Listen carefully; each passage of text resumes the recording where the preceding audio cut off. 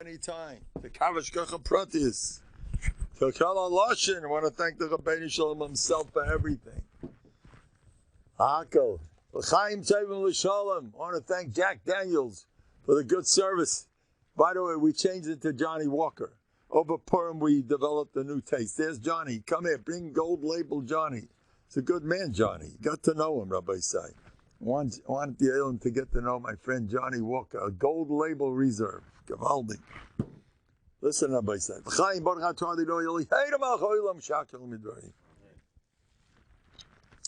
Now guess what happened, Rabbi Say. Chaim, Yeshua, Tzvali Eden. Everyone, without exception. Yeah, what? He's very stuck with the prophet he is. They'll never ever get him. They might as well. They're going to get so out of. Just forget it. They don't stand a chance. Usher's a tzaddik. Forget it. Now, stories like this. This guy went to a Leviat. And he noticed the man at the Leviat screaming to the dead person. And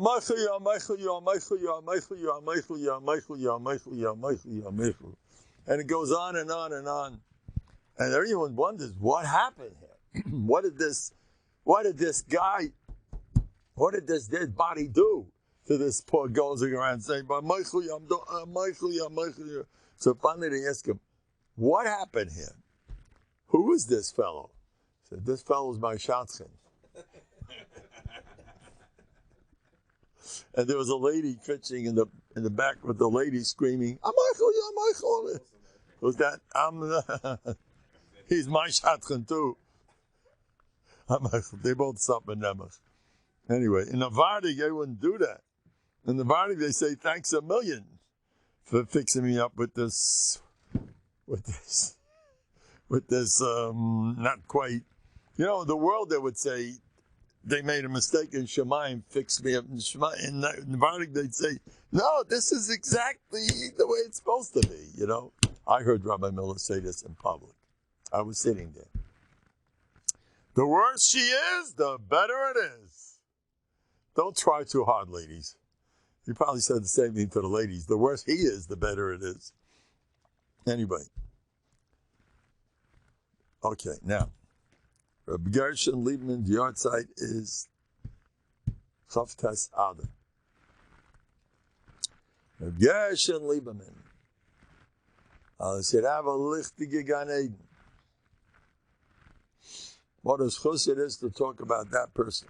Gershon Lieberman. When I came to France the first time, I had the feeling like he's looking at me 24/7. He had his eyes on me. I didn't chop. This man simply doesn't exist. He's there for you. He's looking at you, and that's all he cares about. He doesn't even chop. We once walked to the Beis Abdidus. Orly is the name of the place. A place called Orly. In the forest. Called Orly. It's a very big Beis Abdidus. It's a big center there. Orly. Near a bubbling brook. It's beautiful.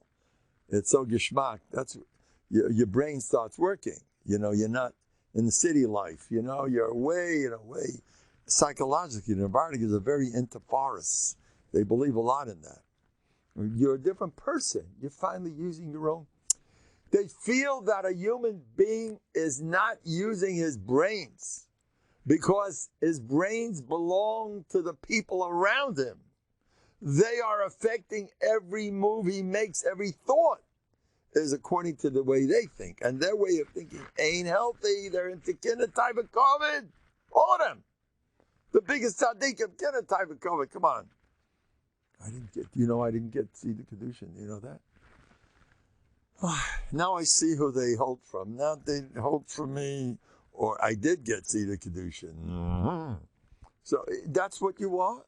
What people think that's the whole thing? That's in the next world, they're going to ask you, how did you do with the Eibishter? What does he think about you? It's not. But people league and covet, that's the whole lives. Geshem was just the opposite. He couldn't care less what anybody thought of him. He was a super happy person. I saw him visiting the Berech Moshe in Monroe. He was to collect money for Novandi. He was sitting there like, this is my house, Rabbi. It's nice to see you here, but I'm in charge around here. That's mamish, the body language. I was sitting there with my brother. We were both amazed. I never saw anybody collect money. Any guy comes to collect money looks like, could you please, they're all like Mr. Nobody, an ant next to an elephant.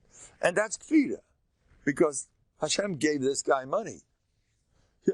Who do you think he is? He's a big knaka because he has money. Maybe the guy with less money is a bigger knaka because he's going to have an olam haba waiting for him. Now listen to this one. Reb Gershon once took a special trip, an hour more, to go to a big Gvir that once learned Novandi. Comes to the Gvir, and the Gvir is riding high. He's sitting there with his pool and his patio and he's got a house like, about a couple of bathrooms all over the place. There was a Yid in Los Angeles. This is what I don't believe it's true, but whatever. He said he had 16 bathrooms in his palace.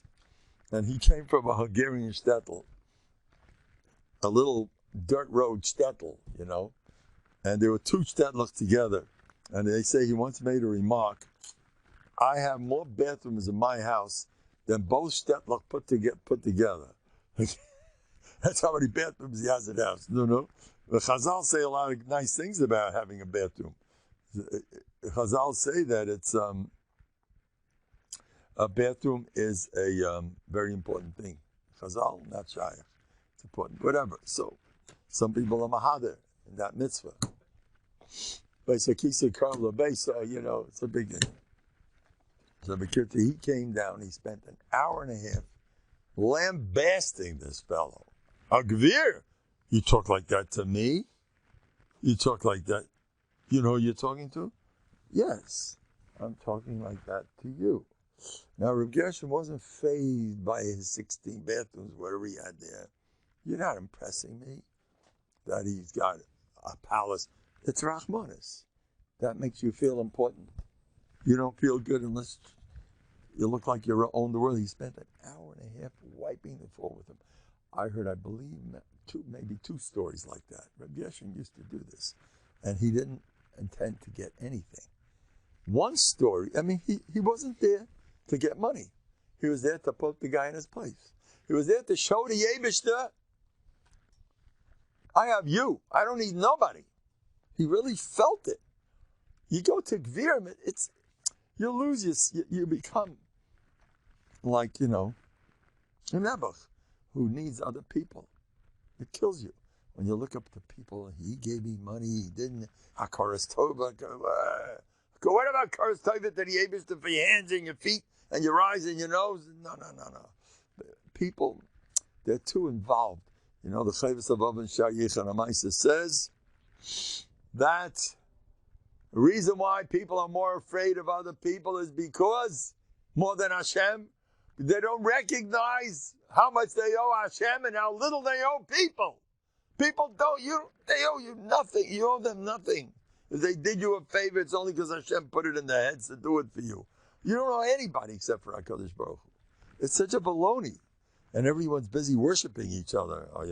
Now you have to be a mensch. HaKaras Tova. Reb Moshe Feinstein used to speak about HaKaras Tova. There's a mice that he told over there. Someone tells the story. This guy, it was in a concentration.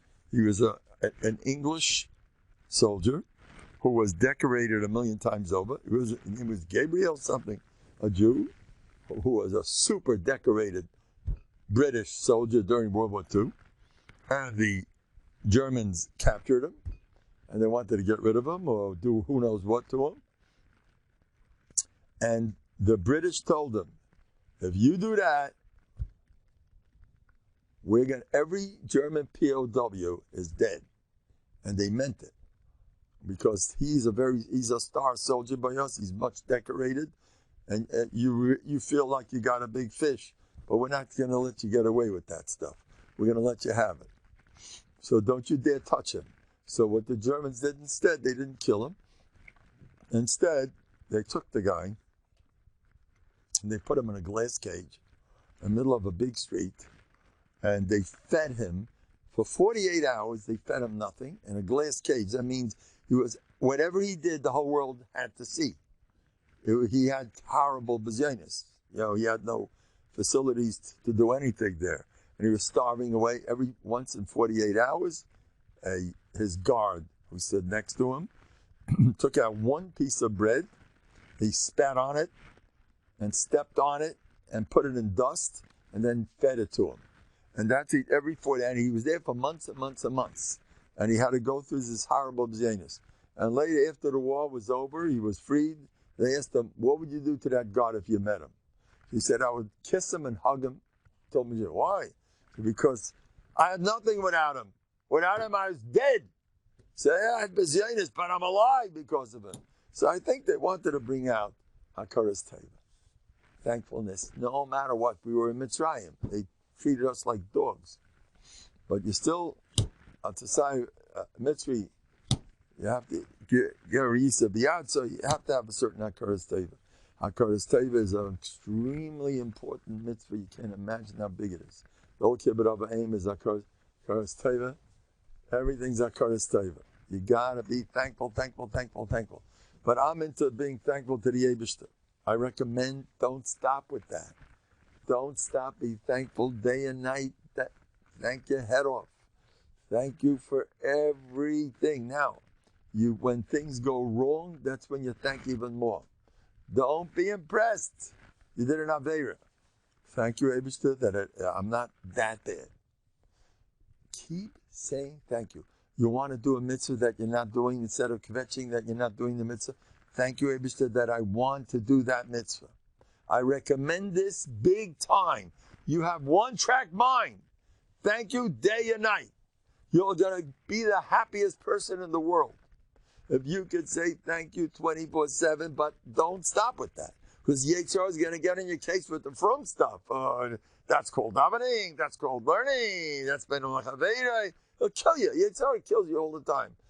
Don't listen to that stuff. Unless you want to do tshuva, it has some tachlis to it. Otherwise, 24/7, thank you. Say it as much as you can. Make it be as a half hour a day. I heard an hour a day. You say thank you all the time to Hashem. And when he once came to Lakewood, his face was beaming. The whole Lakewood lit up from him. They never saw anything like it. He was always, his smile was unreal. Rated, by the way, he once confided to somebody in his mishpacha, it's a fake smile. It's hard to believe. It started off fake, but he was a Kelma type, They worked on hardest panim, how to be friendly and that type of stuff. He was a mirror. He learned by Rabbi Yerucham, I believe. Rabbi Yerucham, Rabbi Chatzkel. Anyway, so he had a kvias every single day to thank Hashem for a full hour. That's what makes a face like that. Spend a full hour. Thank you. Thanks again. No, thanks for this. For the hands, the feet. Thanks for Johnny Walker. Eibishter made Johnny gold label. That's thanks to the Rabbeinu Shalom. Everything, thank you. You'll be a happy person. Now I want to tell you a little bit about Rabbi Yoshin. His yard site's coming up. Such a holy person, not shaykh. Ramon cries, that's all. He was from the Lions of the Altamirs. He was the biggest in America. He was Rav Shmuel Bruni's brother-in-law. And Rav Nachman Patshovitz, so you think, they say between the three of them, he held his own. If not, he was not big. I had to do with him learning. I can't describe what he was in learning. I asked him one little thing. He liked the sugya. It was in second parak of Makkas. And he spent an hour looking at it and thinking about it. Then he gave me a shear. Every word he said was a whole shear. It was a lamdin and a tzaddik. It was nothing like him. He said, Reb Gershon Lieberman is the tzaddik ador. And he said, the reason is because he has no olam hazeh. There's a rach he brought down, a chagiga, I believe, person who has no olam hazeh. Now, We don't look at that as like a good thing. No, Olam Haza, never. There's a Maisa with the Alta from Novandik. He got into a fight with somebody. He saw somebody, he didn't like the sheikhet. This sheikhet is a Russia. They have to expose him. He was screaming about the sheikhet. This man in shul, he was carrying on about a certain sheikhet. He didn't like him. He's bad. He's terrible. So the Alta from Novandik went over to him and he said, you know, you're embarrassing this man in public. How are you allowed to do that?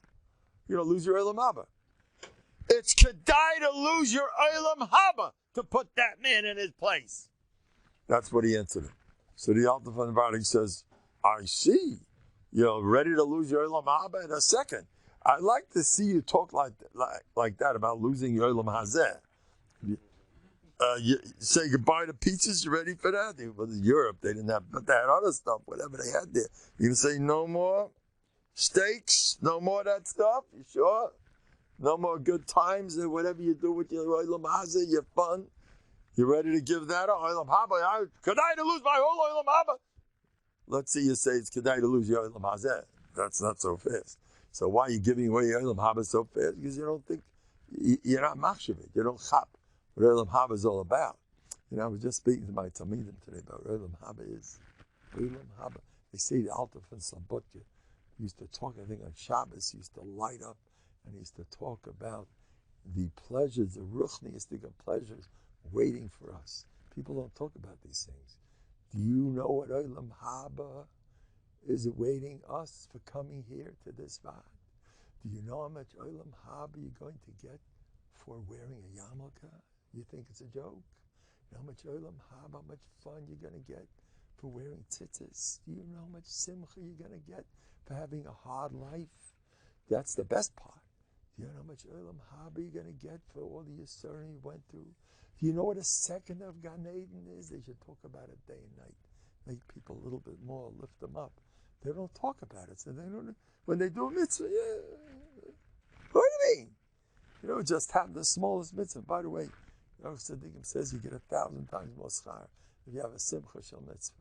1,000 times more schar if you have a simcha shel mitzvah. So it's so kedai to talk about Olam Haba. I'm not against talking about Gehenna either. By the way, my class loves me because of my Gehenna stories.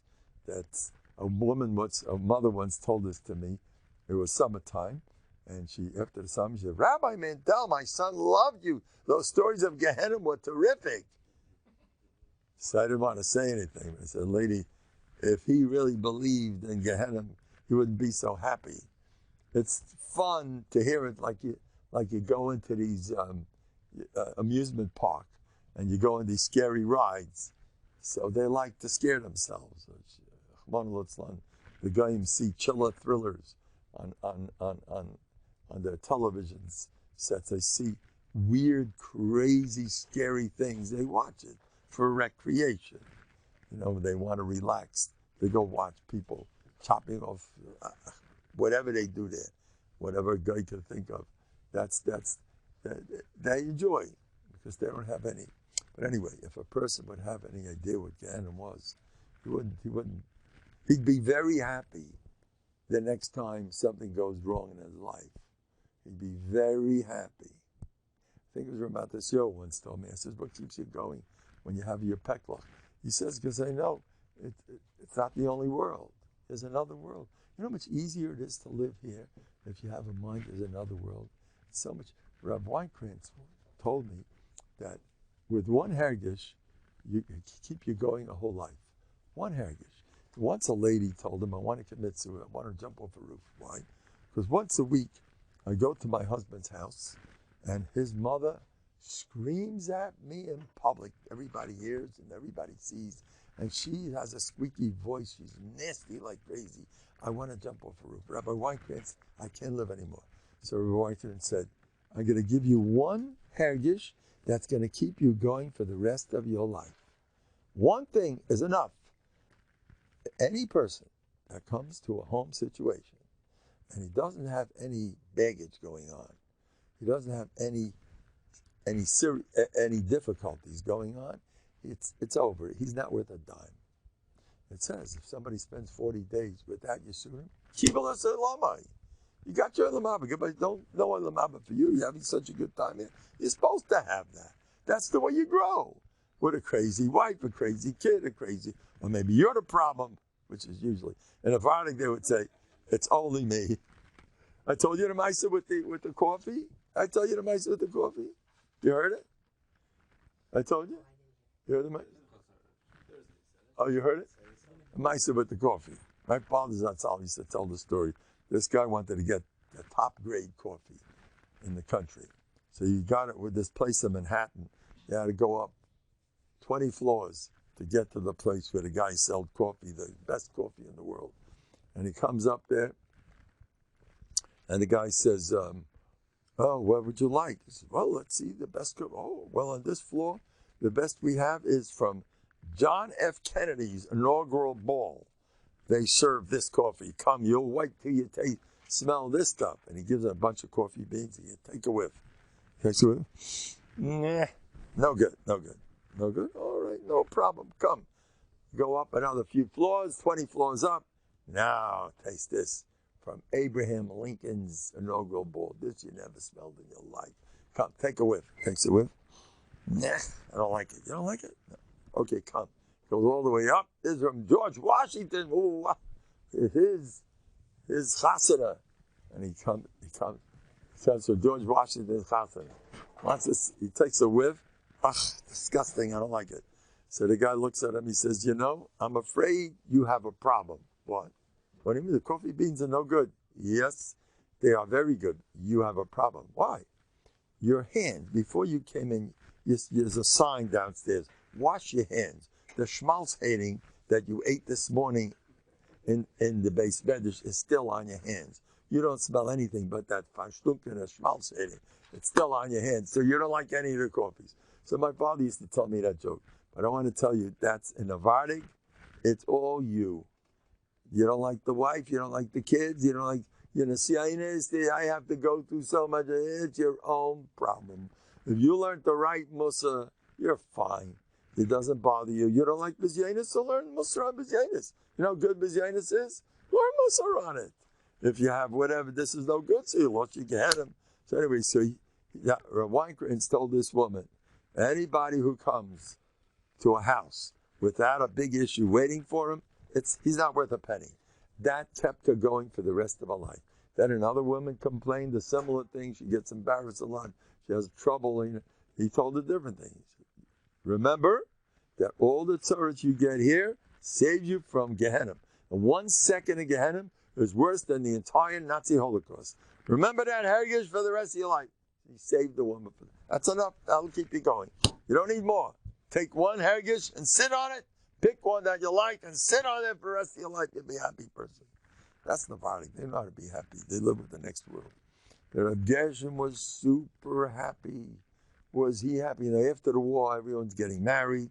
He wasn't shaykh to having children. The Nazis did a job on him. I knew somebody who was in this room. He told me he was involved in the Tyra of Reb Gershom.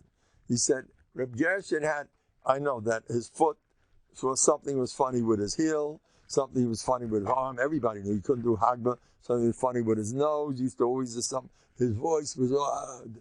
They knocked him from head to toe. He broke this, they broke that, they smashed this, broke that. And he walked around like the happiest person you ever met. Don't ask me how he did it. But that's the way Rabbi Yeshua was. Azad Tzaddik. And how did he do it? With the power of Limud HaMusa. Limud HaMusa did the job. Learn Musa, Rabbi Yisai. Learn Musa. Le'ilu Nishmas. Reb Gershom ben Reb Chaim Avram. There's no suffix in the next world. He's dancing. If he knows I'm saying this, he's going to be proud of me. Le'ilu Nishmas. To learn Musa by him. Musa was Gan Eden. We used to learn Musa. The way he learned that. I recall him taking off his jacket or the other name, taking off his hat. I don't remember Musa say the being, okay, let's get from now. It's Musa. No, don't. It's Musa. Easy, don't talk. It's Musa. That's not what I remember in the Vardik. I remember them, let's learn Musa. The way they learned Musa, it was a hobby. It was a mamish. The chedas achayim was Musa. Musa. I'll show you how. This guy just bothered you yesterday. They haven't figured out. He just covered. See, bother you. So what? Again, 50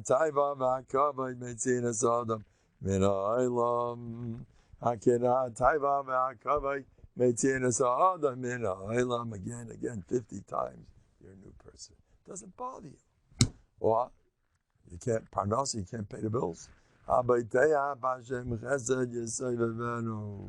Just keep having bטחון. You will pay the bills. You have bטחון. You know, he got to Novandik. Gershon became a millionaire. He had at least $100 million, at least. They were the poorest yeshiva in the world. They didn't have bread to eat, but they harvested a lot on bטחון. And one day, boom. Rav Gershon never really learned French. He was a multimillionaire. And he built, I saw apartment houses, a whole Paris. He owned this, he owned that, he owned yeshivas, another yeshiva. He was rolling in dough. They were mamish making money with it. How did that happen? He couldn't even speak. He dealt with Moroccans. He didn't even know the Moroccan, the Hebrew. He spoke a Ashkenazish Hebrew. Ach shuv Rabbi Sai, ani roitzu l'dabayr imchu. He had the Chassidish type. He was a Skver Chassid, by the way. His father was Skver. Anyway, he became a Novandik. That's the way he talked. And that's like a joke. As far as him,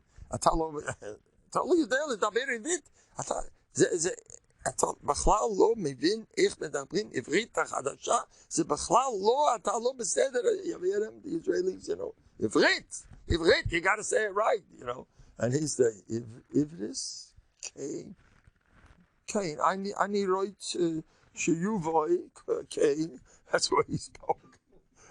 And they loved him. He ran the show because he packed the world. You see this? He used to do that every now and then. You know when he did it once? A bacher tried to run away, go home. He stole his ticket. And the bacher, where's the ticket? Rabbi Gershon said, no ticket, get lost. They wouldn't let him go. It's not a joke. Novandik, back in the home, they used to do that. They used to blackmail. Novandik. They were tough men. They were mamish tough men. I know stories. They were pushovers, not Novandik. By the way, they could smack you in your face also, Barab. Somebody once, I think he shaved in the sphere or something like that. Rav David Blacha went over to him in front of the whole base manager and smacked them up. I want to tell you, they were so idle and so sweet, but they had the midas down pat. Why don't people become tough? First of all, I don't recommend it nowadays. Anyway, I don't believe in that whole tough business. But there's a makom for it, and you got to know when. But Novandik, they knew when, and they acted. They asked Reb Chaim Kanevsky. They were started making alonim about Novandik. And Reb Chaim, since he was born in Novandik, he was born, his father had a Stella in Pinsk, one of the big Novandik branches, main branch. And he was, so there's pictures of the Stipler with little Chaim, cute little boy. You saw the pictures? A little chubby little Yingala, Reb Chaim Kanevsky. So he was born and bred in Novandik, They're proud. That whole family, they're so proud to be in Novandik. The only thing is, they were the learning side of Novandik. No, now, I don't mean anything, what I'm saying now.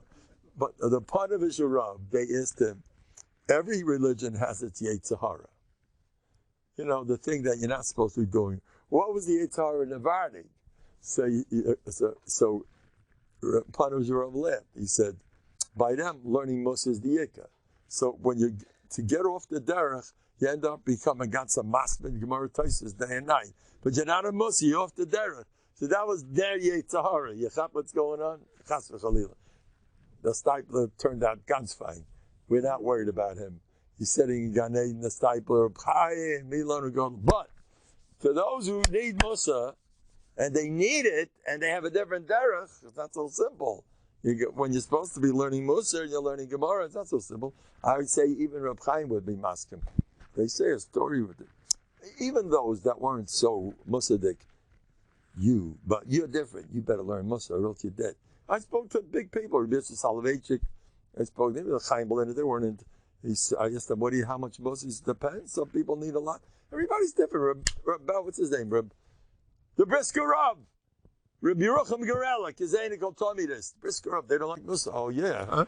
His first week he came to Brisk. He remembers the Brisker Rav walking back and forth for hours, learning mussar. Saying the Shasla Kivisi Hashem, my kind of mussar, Bטחון mussar. That's what he did. That's the Brisker Rav. There's plenty of, everybody holds for mussar. No such thing. But some people should be learning more, and they're not. Because it's hard. No one's doing it. You don't have a chinuch for it. And so, shame. But I will tell you this, I have to repeat. I may have said it recently. I'll repeat it again. This fellow had trouble with a kid. His nasty little 10-year-old was turning over the house, turning over the school. And he calls me up, Rabbi Mendel, what should I do? He says, get together with your wife and start saying nice things about him, and learn mussar. Bטחון will be all right. The kid's 2 months later, he calls me up, Rabbi Mendel is a new kid. He's 80% totally different. And my wife tells me that I look much younger. You hear that? When you learn mussar, and you get a lot of positive thoughts, a lot of bטחון thoughts swimming around your head instead of negative thoughts, you become younger. It's vitamins. My shvager, Ramatra Feder Zatzal, told me there's nothing that makes a person tired like daigus. That's why you're tired. You have worries in your head. I remember years ago, I used to fall asleep. I was very super quiet. Ask my wife. No one believes me. But my wife knows the truth. I was super quiet. And when the family got together, I used to sit like this. And I used to fall asleep because I was bored. I mean, everyone's talking except for me because I'm too afraid to open my mouth, just in case I'll say something stupid. So I was afraid. And besides, I couldn't keep up with everybody. I felt I was Mr. Nobody minus. Seriously, that's until the Novhardok has got a hold of me. They turned me around. Anyway, now I don't know how to stop talking. I have the opposite problem. How do you stop talking? Everybody says, maybe you can help me out. They say to Rav Shalom Shradon, he used to talk a lot. And he was a Maggid, that was his job. And he once asked Rabbi Lapian, how do I get myself to stop talking? He says it's too late to work on that. That's what they say. I don't know if it's true, whatever. Anyway, but I got bored. Come and make yourself at home. Come in. I got bored. If I'm not talking, I'm not getting any covered. I'm watching everyone else. The more they're doing and I'm doing nothing, come inside, make yourself at home. Johnny Walker's waiting for you. Come inside, give you a front seat. You want to come here?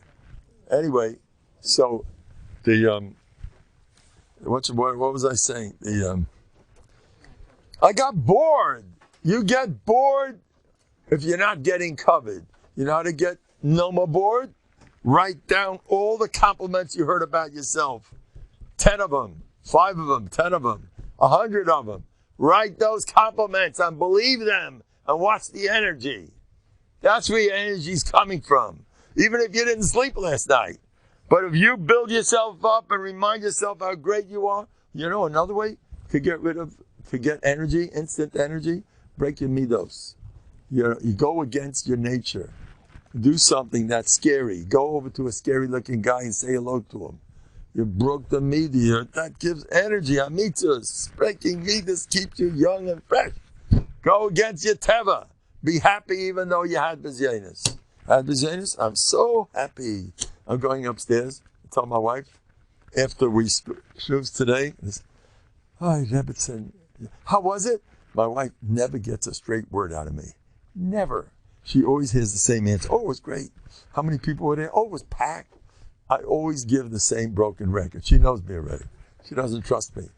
But when things are really bad, then I come up, when I notice that there's pillows all over the place and everyone's taking a nap in between my drushes. So when that happens, I don't wait for my wife to ask me. I go right upstairs and I tell her, today was gewaldig. That's it. That's my style. I look at it positive and I lie. My whole life I lie. Never say the truth. I want to tell you, I once did this. I didn't sleep enough. When you don't sleep enough, when I didn't sleep enough, I was dead. I just can't function. Everyone's like that. I can't. Oh, you didn't sleep with him again. One day I says, no, not me.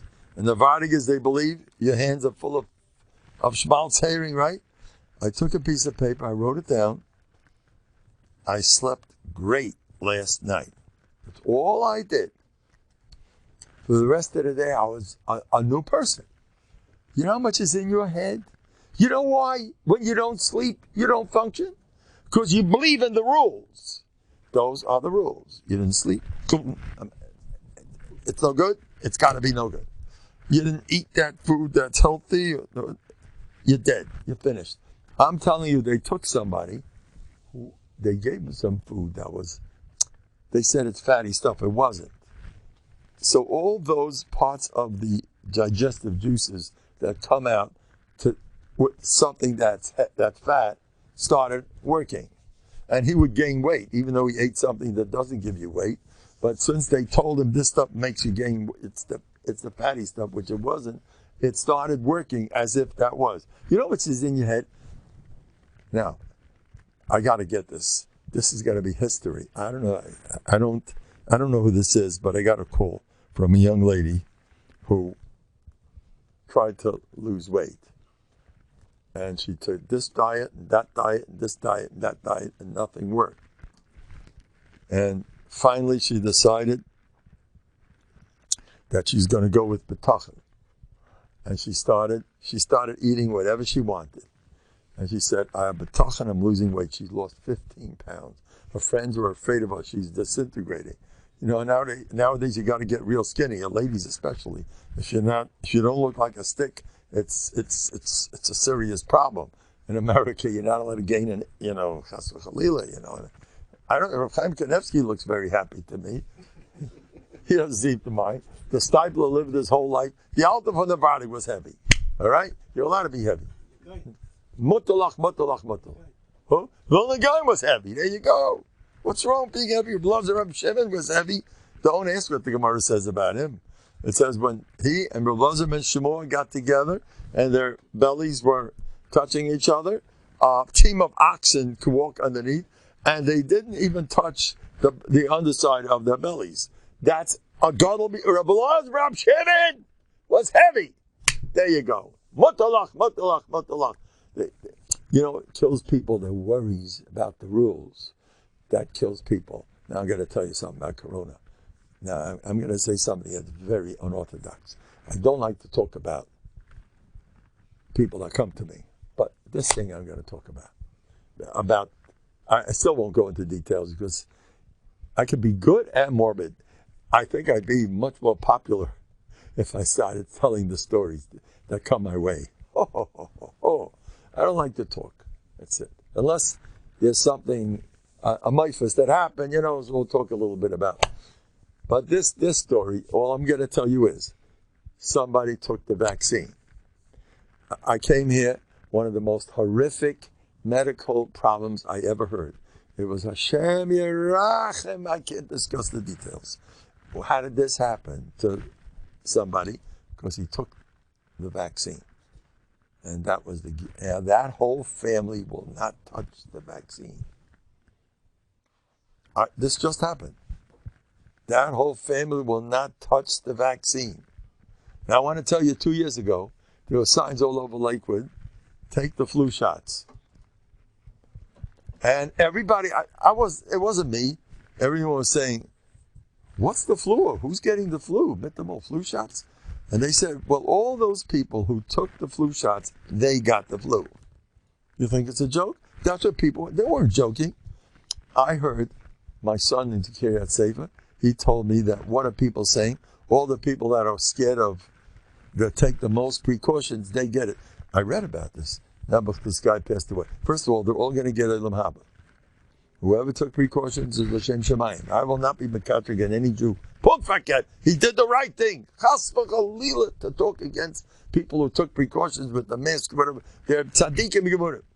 But I want, because Shmatim Ha'ilad HaShesechem is the biggest mitzvah in the world. Can't imagine the Chazanish, the Chazanish, he didn't want to go with the baked matzahs because he wasn't feeling good. He said, it says Shmatim Ha'ilad matzahs. What happened to the Chazanish? Is so medactive with mitzvahs. How come he doesn't want to So Chazon Ish said it's Shmatem v'Samatzis u'Shmatem ba'oid l'nafshei seichem. Your health, going to the gym, whatever it is, taking a walk. Rabbi Miller outlived all the people that lived near him. Why? Because they used to make fun. Oh, he's going on his walks, and he outlived everybody because Oisik and Shmiras Haguf, it's a mitzvah. Oisik and Shmiras Haguf is the biggest mitzvah. I'm all for it. However, I want to be Ma'eda. When you do that, don't rely on what you're doing. Don't rely on that mask. Don't rely on that medicine. Don't rely on that stuff. You're losing the Eibishter. Now you're in trouble. That I'm against. I'll fight anybody on that one. Did all the precautions because you believe in the precaution. Now, Kadakemach, Maspik. That's the son of the Rambam. 3 Rishonim all say that when you take a pill, you're not allowed to believe in the power of the pill. You're supposed to believe it's Hashem. And you're supposed to believe that even a davar mazik can cure you. And they bring rayas from psukim all over Tanakh. 3 rayas, famous rayas, where a davar mazik cured. So when you take that, do it like that, then we're fine. We're best friends. I don't care what you do. You take a precaution. Don't take precaution. But you go with the Eibishter, you'll be fine. You want to hear a story with a guy who had a debilitating disease that was incurable? Every time he had to have a pill, he was dead without that pill. And within 24 hours, his body shriveled up. He couldn't move this, he couldn't move nothing, excruciating pain. That was the situation. The pill saved his life. So you ain't going to make an avodah zarah out of this pill. That's what's going to happen. The pill is right after the Eibishter. You go next. The pill. On the halavai, it's not the other way. The pill will save me. This guy, every time he took the pill, he said, Eibishter, I don't believe in pills. I believe in you. You are going to make me gesund. Not the pill. The pill is a shliach, whatever, but it's not him. It's you. And every time he said it loud, for months and months and months. One day, he forgot his pills. He went to Israel, forgot his pills, and he thought, in 24 hours, I'm a basket case. He went to Israel for a week. The whole disease disappeared and never came back. He came home, took the bottle, and threw it in the garbage. How did that happen? Because every time he took the pill, he didn't have faith in the pill. He had faith in the Eibishter. Got to say it. By the way, it's kedai to tell the Eibishter that he's your Meirer. You need a Meirer, how to do what you should do. I sometimes don't know what I'm doing. I say, Eibishter, please help me do the right thing. You are my Rebbe. Say it. You are my doctor. Say it. Hashem loves that. You making it official? I'm in charge? Okay, watch what happens. You're going to have Siyata Nishmai no matter what you do. You say it as much as you can. Look how did Yosef make it big. Why was Yosef Matzliach? Every movie he made, wherever he went, he's on top. He's in jail. They love him in jail. Wherever he goes, Yosef is in charge. He's the big shot. How did he do that? Because Yosef Tzaddik, every movie made, Eibishter, please help me out. Eibishter, please help me out. Thank you, Eibishter. Everything. It's a powerful pasuk. Hashem, my Rashi says, that was Yosef. So I think it's kedai to do that. Every move you make, get a hold of the Eibishter, and he will help you. The more, the better. Now we're hitting Nisan, and Nisan's up to you. What if you consider Nisan, Nisim, and you talk about Nisim all day long? It's time for Nisim. We went out of Mitzrayim. It's time for Nisim. Now there's a younger man. You're going to get Nisim. Keep it in action. Don't stop. David will test you. Well, it didn't happen. You just keep doing your thing. Watch what happens. This fellow who davens, I don't want to say what, when, and who. One thing I will say about him, I never saw somebody daven so sweet in my life. And the guy is a shasa tzaddik. He's good. He's one of my favorites. He's very different than me. I'm in Musar, he's in learning. That's the matzah. And he's fine. He'll get his Olam Haba, even though he's not like me. It's okay. You're allowed to be different than me. But of course it's better to be like me. I'm joking. Anyway, so he met me, and he noticed like his davening was, first of all, his davening is so beautiful with it. Every hallelujah, another nigget, another nigget. It's beautiful. Where he davens quietly by himself, and then he goes to the shtabach with everyone else. It's just his davening is delicious. And he made a remark about my davening, that I'm a little bit not as long as his. You know what I told him? I says, okay, you ready for this one? You're going to talk about Ezra Saviseino. You're going to talk about Emes V'yatziv, Emes V'amuna, you know. Hashem, so many nisim, God Yisrael, Micha Moicha, Nairas Hilois, Oisefele, does wonders and wonders. Oh, that the davening's full of that. Every day it's coming out of your ears, this stuff. Do you believe in nisim? When you have an issue, you feel like we'll be all right. You know what I was saying all day? We're going to be fine. You don't sound like that. How come? I sound more like that than you do. How come? Because I spend more time learning Musa on Bטחון. I spend more time that when I do daven, I got to feel it.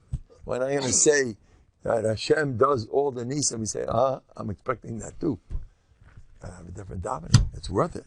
So I'm not saying nobody should detract from his tefillah habits. You can lose everything if you're not careful. Do what you're doing. But I want to recommend more time for Musa. It's worth it. More time for Musa. Learn more Musa. And your davening will be a different world. Anyway, back to Reb Gershon. So, Reb Gershon told me in Maisa that the Nazis, he got 2 Maisas, he told me. He said like this. He didn't like to talk about himself, but this he told already. First of all, he lied about how he ended up with the Germans. All the Novanis went to Siberia. How did you end up with the Germans? You know what he told me? Sakrunis. I was curious. I heard so much about the Germans. He says, I'm not such a smart guy, he tells me. I'm not so smart. Let's see what they're all about, you know. So I hung around. Let's see them. We heard so much about them. Let's see. He says, but I'm not scared, you know. It's chasar, you know. I'm not scared. So I wanted to know sakrunis, you know, sakranut, you know. He said sakrunis, you know. Sakranut. That's curiosity. I told this to Rav Galinsky. Galinsky burst out laughing. He says, it's not true. I was there. And when the Nazis came to Bialystok, that was Novanik. By the way, the Shabbos before they came in, they just got the news the Nazis are coming to invade. The place got depressed. So Reb Gershon got up and he said, what? Today's Shabbos came. He jumped up on the table. He turned over the whole yeshiva, all dancing and singing. Don't give me no Nazi baloney. That's Reb Gershon. The Nazis are coming. Reb Gershon is laughing his head off, dancing on the table on Shabbos. Got the whole yeshiva to turn around. Anyway. Now the yeshiva had a heta to leave on Shabbos because Nefesh, except for Abram Yaf. Now there were 60 Novanis that said we're staying with the Nazis. When you leave, you're going to Vilna to get the Russians. They're going to check. They go your tefillin, your tzitzis. They're going to bother you with Yiddishkeit. We're staying with the Nazis. Our bodies are in danger. Better than that. They're on the neshamas. They're starting up in the neshamas, not us. 16 Novanis stayed. One of them was Galinsky himself. One was Kos Borak Zatzal. And one was Reb Gershon. Now the only thing is, and there's another 60 of them. And all the rest left on Shabbos. Ram Yaf and the Rosh Yeshiva said, look, I'm leaving. But I'm not going to leave on Shabbos. If I get caught, let them catch me. He was in the most trouble. The Rosh Yeshivas were like, they used to torture them in public and everything. But Motzei Shabbos, I'll go. He left Motzei Shabbos. Reb Gershon, who had decided, no, I'm staying with the Nazis. So I can't let Rosh Yeshiva go himself. You know what's going on in the streets? You know, they're bombing.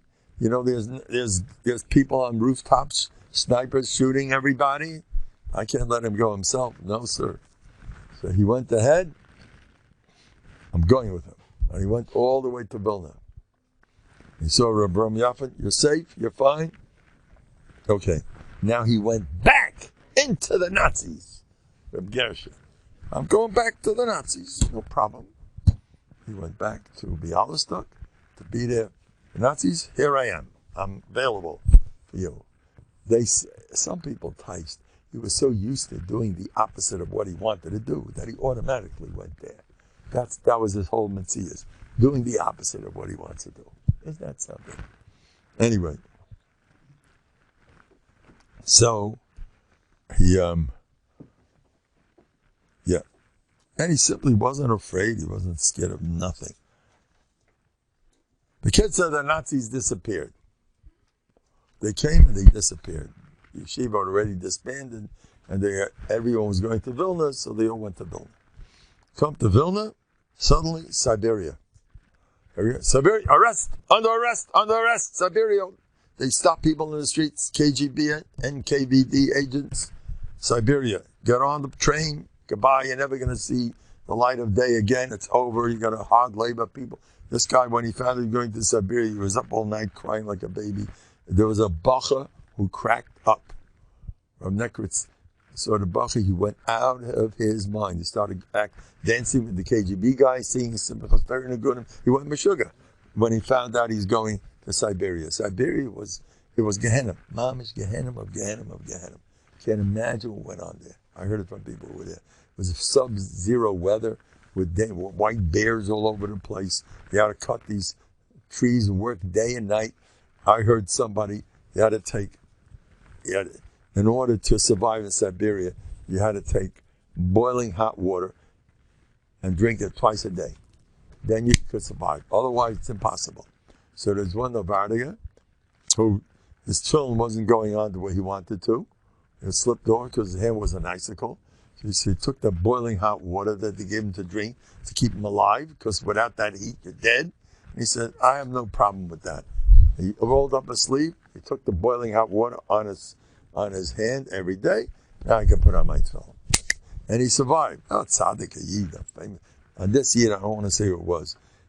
Ruach HaKodesh, all his Zainikoch told me about. And Rav Shol Maya said about him, he had Yulul Yo, that person. Okay. But, so, going to Novandia. Everyone's going to, all going to Siberia, except Reb Gershon did not qualify. For whatever reason, you don't go to jail. Whatever reason. So Reb Gershon said, what? I'm not going to Siberia? They said, no. They locked the ticket office. The office there, they said, no, you're not going. You don't, for whatever reason, you're not. These people are under arrest. You're not. No, I don't like that. I want to be under arrest. I want to go to Siberia. All my friends are going, and you're leaving me here? No. I want to go to Siberia. Whoever didn't go was dancing in the streets. And Reb Gershon was just the opposite. I want to go to Siberia. I want to be with my friends. They said, no, you cannot go. You're not under arrest. So Galinsky told me this. The Trans-Siberian Railroad was pulling out, and he sees Reb Gershon standing on the tracks crying like a baby. I wish I could come with you. Can you imagine the Madrega of Reb Gershon? Reb Gershon's Madrega. Anyway, he told me. So then the Nazis came, they took him. So he ended up with the Nazis again. So he was sleeping on the barracks one night, and suddenly a capo gives a yell at him, and he says, hey, you're a rabbi? So he gives it, I don't have any smicha. What do you want from me? So he says, because he's scared, a rabbi, you're dead. So he says, I have something for you. Now in Novandia, they always learned, if a guy had kinna, he learned to say for kinna. If a guy had kas, he learned it. If a guy had, whatever the problem of the time was, that must have said was for you. In the time of Yisurim, of the concentration camp, it was a sefer on Yisurim, is what we needed. Boom! This capo says, you're a rabbi? No? I have found a book. It's for you. What's this? He opens it up. It's a leakat of all the chazals on the greatness of Yisurim. Unbelievable. Perfect for Novandia. You can learn Musa day and night. Terrific. The kid said, what happened to it? So this what happened to it. They were standing, I asked Rabbi Yesh what happened. They were standing in line in the Apple, it's called, in the morning, the roll call. They're all standing in line over there. They're freezing and they're counting everybody. And Rabbi Yesh is holding the sefer. And he's learning it. And they caught him with it. They ripped it out of his hands. They took a hose, they sprayed him until he fainted. That was the end of the service. I says, what'd you do that for? Didn't you realize that they'll take it from you? He says, I couldn't leave it. I loved it so much. So he had such a keres. He was so not afraid of losing it. He was so not afraid because now he had such bטחון. Every day I have it now. I don't think 1 minute later. An eyewitness told me that he always had a sefer, and they always took it away, and the next day he always had another one. You know, he once went into, he got a hold of, he used to sit and learn, stand and learn when everybody was busy digging holes for the graves there. He would stand there, he says, I'm not digging nothing, and he would stand there, and he'd be learning. He got a hold of Ma'azorim with Mishnayos Rosh Hashanah, Mishnayos Sukkah, all day long, going over those Mishnayos. Became a masmid. They remembered him back in Bialystok. He wasn't the masmid type. Suddenly he's a masmid. And the Nazis, he's not scared of them. And they got a little close, put it away, and he took a shovel for a minute. Otherwise, I'm not working for them. In fact, he once said, this is what they say, he once made an announcement. Oh, these are Rishayim? I'm not working for them. So when they heard that, this Russia, Capo, heard it. He wanted to get on the good side of the Nazis. I'll report him what he said. And then they'll give me extra food, you know. So he went to the commander's office over there to tell him Rabbi Yeshin. Eyewitnesses saw this. And he went to tell him Rabbi Yeshin. And as soon as he opened the door, so this Nazi commander took out a gun. He opened his mouth to talk, and he shot him in the mouth and killed him. So nothing happened. Then another Meister Rabbi Yeshin said, I'm not eating this food. There was a treifa, a shilas with treifa.